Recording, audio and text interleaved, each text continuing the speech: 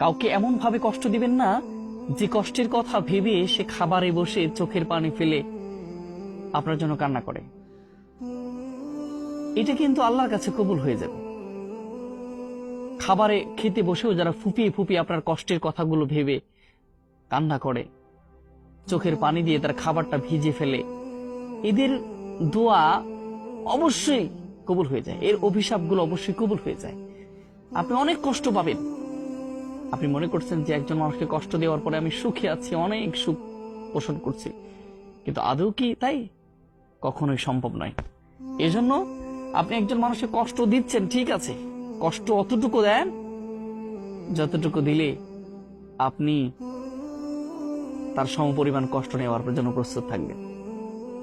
এই জন্য কখনোই একজন মানুষকে অত কষ্ট দিবেন না যত কষ্ট দিলে সে আল্লাহর কাছে বলে দেয়। আর আল্লাহর কাছে বলে দিলেই কিন্তু একজন অভিশপ্ত ব্যক্তির, একজন কষ্ট পাওয়া ব্যক্তির, একজন ঠকে যাওয়া ব্যক্তির প্রত্যেকটা শ্বাসগুলো আল্লাহর কাছে চলে যায় এবং আল্লাহ বুঝতে চায়, বুঝতে পারে।